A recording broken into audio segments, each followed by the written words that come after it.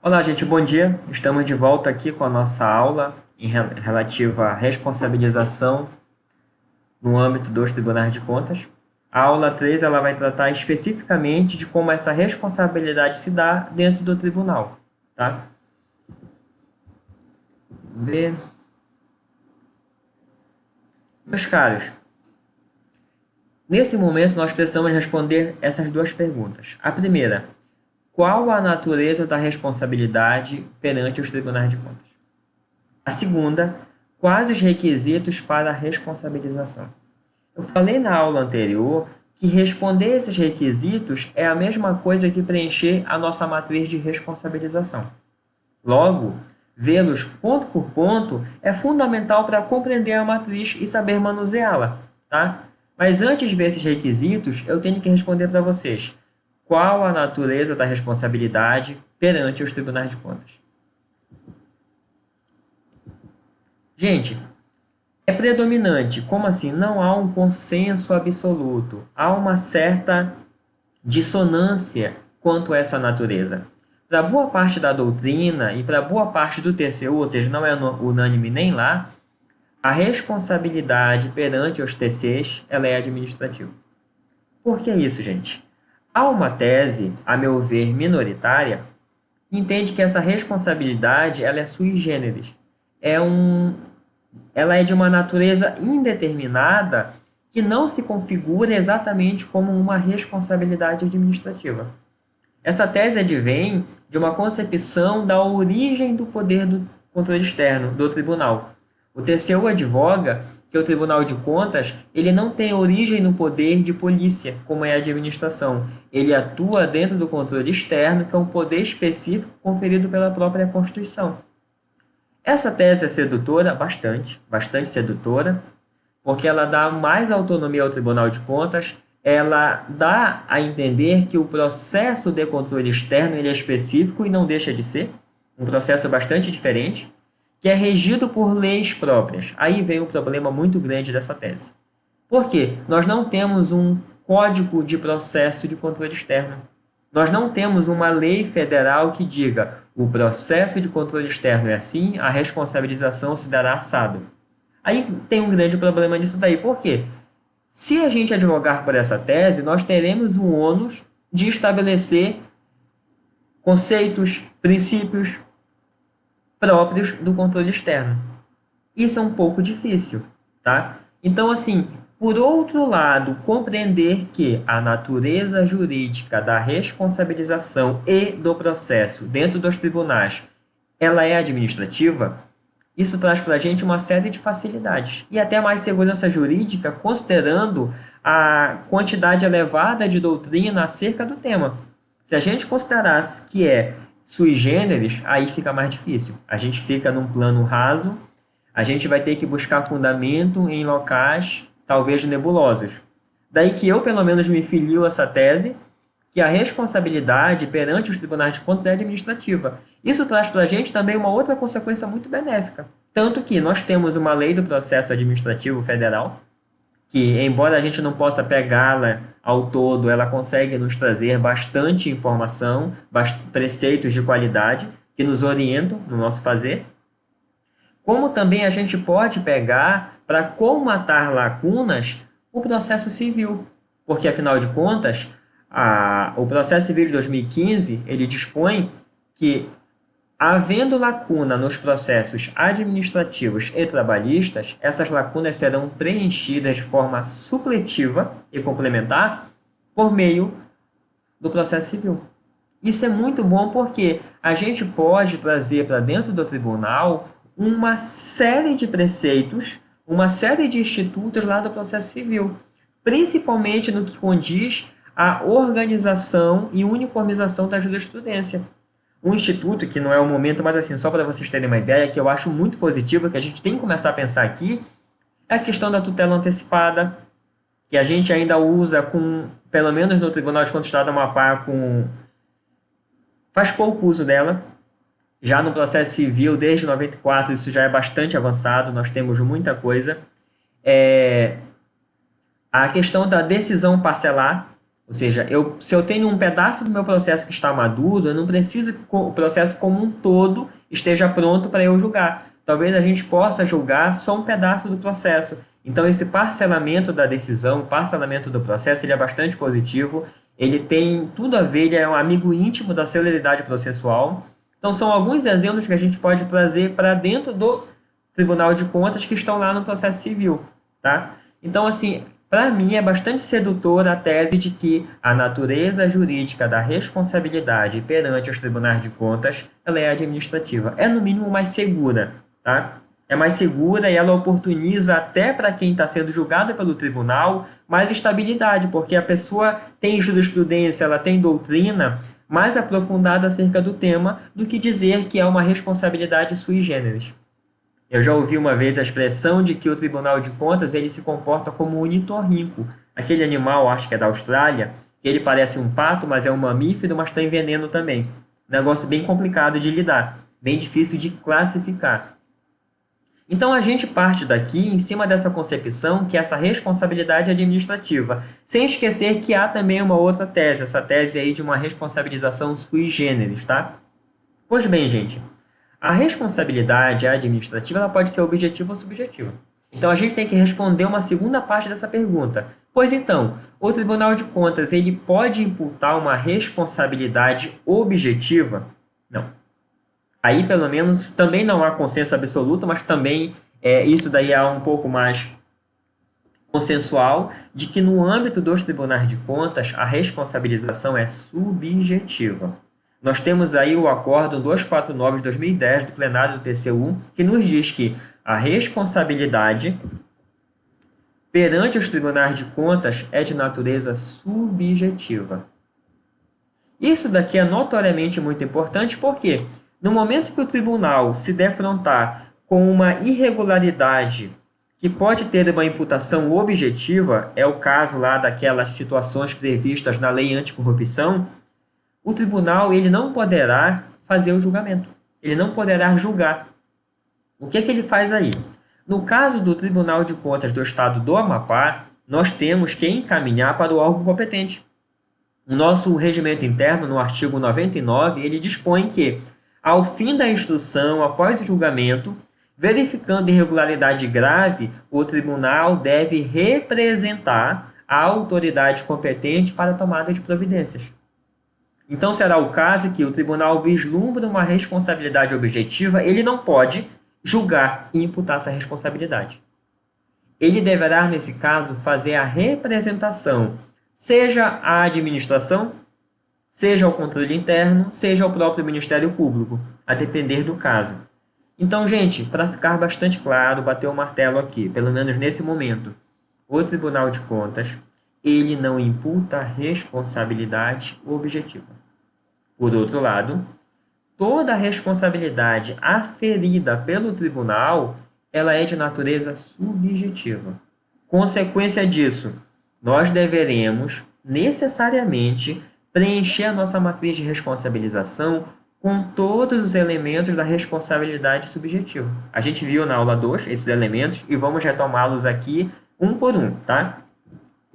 Pois vamos agora.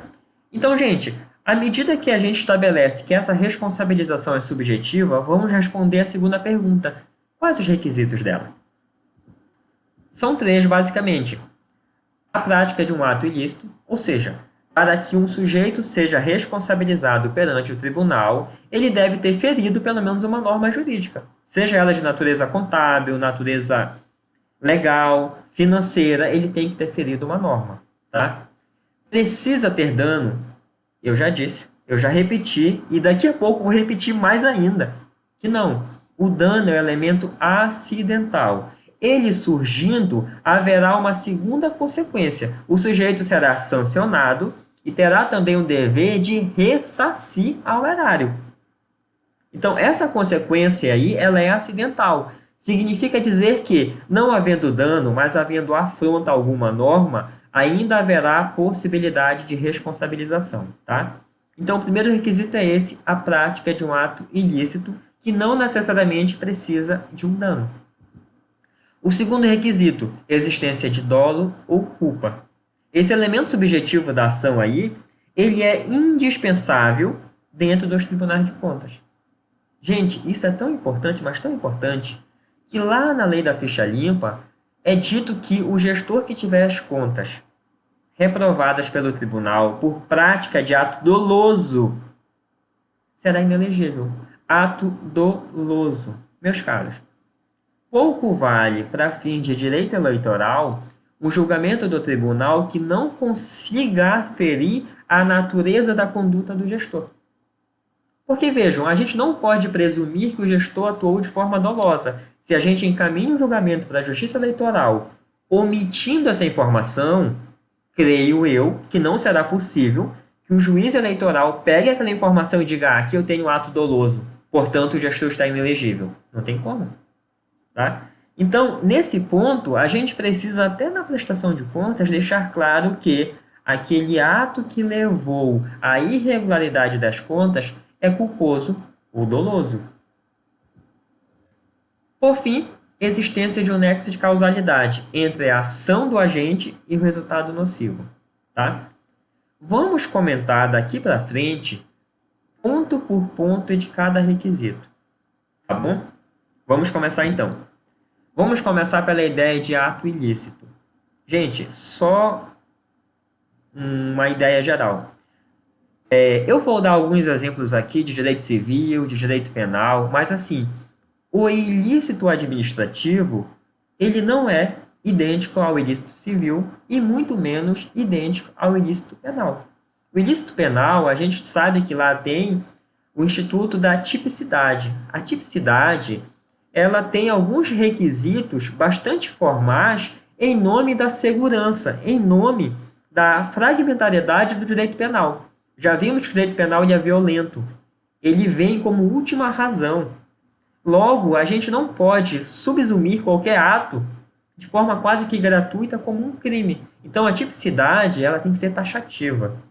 Aquele verbo, elemento nuclear do dispositivo, ele tem que ser observado com rigor. Matar alguém. Vamos ver o que é matar alguém. Então, esse elemento objetivo, essa taxatividade do ilícito penal, não é o mesmo aqui no direito administrativo perante o Tribunal de Contas. O nosso ilícito é mais genérico. Para fins de comparação, se você tiver curiosidade, pega o Código Penal, lá na parte especial, compara um tipo penal e vai lá na Lei de Improbidade Administrativa, compara com um ilícito administrativo. Você vai verificar que na parte do ilícito administrativo, os conceitos são mais amplos, são mais genéricos. Tanto é de que a lei ela dispõe quase como um exemplo, na verdade é um rol meramente exemplificativo, dizendo que configura atos de improbidade. Ela dá uma série de exemplos, depois o julgador, verificando uma situação que se encaixa naquele conceito amplo, tipifica como ilícito. No direito penal isso daí é muito complicado. A analogia, em maior parte, no direito penal não dá. Não dá para fazer isso. Por que essa introdução? Para diferenciar. Eu vou dar alguns exemplos aqui só para a gente ter uma visão da coisa. Pelo amor de Deus. Não vão saindo por aí dizendo que o José Paulo, o TCAP, está dizendo que o ilícito penal é o mesmo que o ilícito administrativo. Nunca disse isso. Eu minto. Se eu estiver dizendo isso. Não posso dizer isso, porque não é, tá? Então, meus caros, passando essa pequena introdução, vamos lá. O que é ato ilícito? Um primeiro conceito. Vocês já perceberam que eu gosto de trabalhar com mais de uma acepção, até porque dificilmente nós temos uma única origem, uma única definição. E às vezes se prender a uma só nos conduz a alguns erros, a alguns equívocos. No primeiro momento, eu estou trazendo para vocês um conceito legal, que está lá no direito civil, tá? O ilícito é aquele que, por ação ou omissão voluntária, negligência ou imprudência, violar direito e causar dano ao outro, ainda que exclusivamente moral. Ou seja, todo sujeito que, por ação ou omissão, ainda que de maneira meramente culposa, violar direito de outro e causar dano, vai cometer um ato ilícito. A gente já viu de forma reiterada que no âmbito civil, o ato ilícito ele tem que ter uma ofensa ao direito e mais o elemento do dano. Nós não temos ilícito civil se não tiver dano. Não há o que indenizar se não tiver dano, ainda que meramente moral. tá? O mesmo não se repete na seara administrativa, em que eu tenho aqui um segundo conceito, que eu trouxe lá do Washington dos Santos, em seu dicionário jurídico, que ele diz assim, que olha só, a ação ou omissão voluntária, negligência ou imprudência, aqui se parece muito com a primeira parte, cujos efeitos antijurídicos ofendem o direito alheio, ou, aqui não temos mais uma partícula aditiva, tá? Nós temos uma partícula alternativa, causam prejuízo ao outrem. Então, nesse conceito aqui, a mera ofensa ao direito é ato ilícito. A mera ofensa a uma norma é ato ilícito. Já ficou claro, dito e redito, que a ilicitude administrativa está nessa segunda esfera aqui, nesse segundo conceito. A mera ofensa ao direito pode configurar uma ilicitude, tá? Vimos que o dano é elemento acidental. Ele pode até existir, mas não é essencial, tá bom? Olha o que TCU nos diz. De acordo com as diretrizes da teoria da responsabilidade jurídica aplicadas ao controle externo, para que haja responsabilização nessa esfera, é necessária uma conduta antijurídica do agente público ou privado. Aqui nós passamos para o nosso passo 2. Gente, esse termo aqui, conduta antijurídica, como assim? O ilícito talvez não seja somente afrontar a norma. Porque é possível que o agente tenha uma excludente da ilicitude. É possível que ele tenha uma causa justificante. Vamos ver um exemplo logo mais. Deixa eu baixar aqui. Passou. Vão me perdoando aí, tá? O TCU continua dizendo que, enquanto no ramo civil é imprescindível a existência de um dano ou prejuízo em decorrência do ato ilícito, sem a qual não haveria responsabilidade, sob a ótica dos tribunais de contas, o dano não é elemento essencial. Vimos isso daqui reiteradamente, eu antecipei até demais. Essa visão está lá naquele curso de responsabilização feito pelo TCU do ano de 2013, tá? Se vocês não queriam confiar na minha palavra, temos agora o TCU aí, mais do que convalidando tudo que foi dito até aqui. Gente, exemplos, eu já falei isso daqui para vocês, passar só para vocês verem de novo, de que na Lei Orgânica do Tribunal de Contas do Estado do Amapá, nós temos inúmeros casos em que nós temos ilícito sem dano, tá? Mas o que eu quero tratar com vocês agora é a noção de ato antijurídico. Olha só, gente. Aqui eu vou fazer até uma correção. Não é nem ilícito aqui.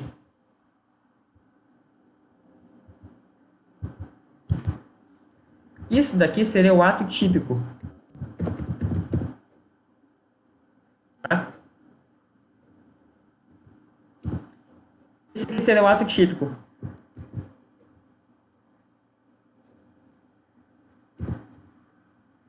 Por quê? O ilícito é aquele que é não apenas contra a norma, uma norma específica, mas ele é contra um conjunto de normas. Vemos aqui que enquanto um ato típico ele ofende uma norma, exemplo, dano a um bem público, o ato antijurídico ele é maior. Ele ofende a norma, a ordem jurídica como um todo. Então seria dano a bem público sem causa justificante. Vamos a alguns exemplos aqui.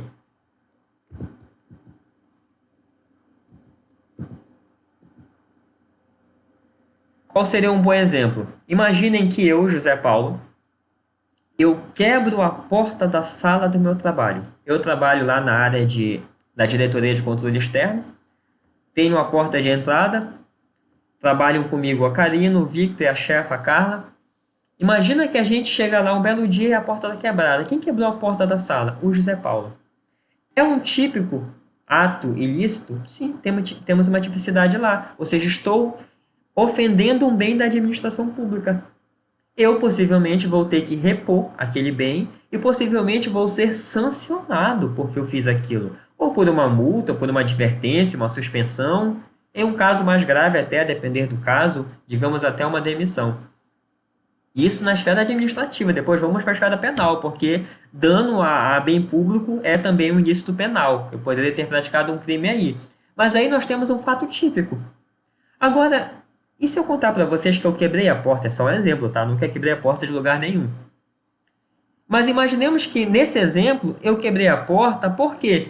Porque um belo dia eu chego lá, eu vejo fumaça saindo da sala. Eu vejo um dos meus colegas gritar. Não identifico muito bem quem é, mas aí, tendo que salvá-lo, eu meto o pé na porta, não consigo, pego o extintor, bato com o extintor, não consigo, chamo o vigilante, ele me ajuda, a gente quebra a porta. Pego o extintor que eu usei para quebrar a porta, não devia, mas usei o extintor, apago o fogo que estava lá. Gente, diante dessas circunstâncias, eu quebrei a porta, um bem público, para salvar a vida de alguém. Eu cometi um ilícito? Da perspectiva de ofensa à norma, sim. A norma me proíbe de quebrar um bem da administração. Então, se eu olhar para uma norma específica, tipificou o ato. Agora, quando eu olho para um conjunto maior de normas e verifico que existe uma norma que me excusa, que me justifica isso daí, aí eu vejo que eu não cometi um ilícito. O que foi que aconteceu? Eu agi em nome de defesa de terceiro. Eu estava numa situação que eu precisava defender o colega de um incêndio, um estado de necessidade. Então eu tinha uma causa justificante. Se eu tenho uma causa justificante, eu afasto esse tipo. Eu não chego a configurar a ilicitude. Lá o Zaffaroni, no direito penal, ele usa a teoria conglobante. Ele diz, olha, não faz sentido falar em tipo apenas. Não faz sentido eu recortar e olhar para uma única norma, porque o direito é um todo. O direito é um só. A gente compartimenta só para compreender melhor. Mas se o direito é um só, eu tenho que olhar o tipo junto com a causa eventualmente justificante. Se eu não tenho nenhuma causa justificante, aí eu tenho um tipo, eu vou ter logo uma ilicitude. É o que a gente está fazendo aqui. Eu olho para uma norma que me diz, eu não posso ofender nenhum bem, de terceiro ou público. E se eu ofendo esse bem, estou tipificando uma conduta que é ilícita, mas é ilícita apenas na aparência. Quando eu vejo e tem uma norma que me justifica fazer aquilo, eu não estou mais na ilicitude. Tá? Por que isso aqui é muito importante, gente? Algumas consequências práticas. A primeira, nem todo ato ilícito é antijurídico. Ou seja, gente, eu vou pedir um perdão para vocês aqui. Um perdão bem grande. Por quê? Aqui eu acabei usando o termo ilícito como termo de tipicidade. Mas o fato é de que boa parte da doutrina diz que o ilícito é mesmo que antijurídico. Tá? Apenas os atos ilícitos e antijurídicos são puníveis. Os atos ilícitos, se aceitos pela ordem jurídica, são puníveis. Então, olha só, gente. Eu só posso dizer que uma determinada conduta ela é típica e ilícita e merece ser punida se eu olhar não apenas uma norma específica, se eu olhar o direito como um todo. Você já perceberam que aqui surge para a gente a necessidade da gente olhar essas cláusulas excludentes? Não existe um rol taxativo. Eu vou pegar aqui aquelas mais conhecidas para a gente conhecer melhor que causas são essas aí. O que significa isso? Significa que o auditor de controle externo, o técnico de controle externo, quando vislumbrar uma determinada situação que tipifique um ilícito, ele terá que olhar para além daquela norma específica, ele vai ter que olhar para o direito como um todo. Exatamente, meus caros. Então, a gente não pode sair por aí apontando o dedo, olhando para um único trecho da lei. A gente não pode sequer olhar para uma única lei. Nós temos que verificar o contexto em que se deu aquilo. É por isso que no nosso achado de auditoria, o item número 1 do achado se chama situação encontrada. Imagina aí, na historinha que eu contei para vocês, se toda essa narrativa referente ao incêndio não estivesse no relatório. Como vocês iriam caracterizar a minha conduta? Ia ficar como um ato antijurídico. Não, simplesmente vocês nem iam chegar nesse ponto. Vocês iam parar num ponto. José Paulo quebrou a porta da Daex. José Paulo será punido e terá que indenizar o Tribunal de Contas do Estado do Amapá. Não está muito certo isso. É preciso narrar a situação encontrada para a gente poder contextualizá-la e vislumbrar se existe ou não uma causa justificante. Então, agora a gente está reforçando tudo aquilo que a gente viu lá no módulo 1. A necessidade de descrever em pormenor, com muito cuidado, aquilo que for relevante para descrever a situação. Tá? Deixa eu ver o meu tempo aqui. Eu simplesmente já me perdi no meu tempo.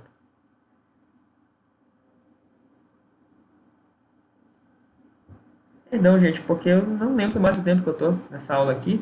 25 minutos, mais 5 minutos. Deixa eu pegar o telefone aqui para não ter que fazer isso de novo. Vão me perdoando aí que a vida segue, tá? Então, meus caros, visto essas consequências práticas, o que eu quero ver com vocês? Causas justificantes, ou seja, causas que excluem a ilicitude. Eu peguei aqui alguns dispositivos do Código Civil e do Código Penal. Esse rol aqui ele é meramente exemplificativo.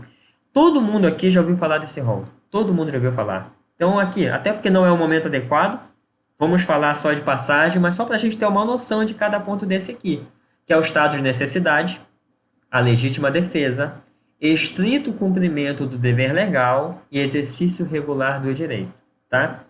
O primeiro que a gente vai ver aqui é o estado de necessidade.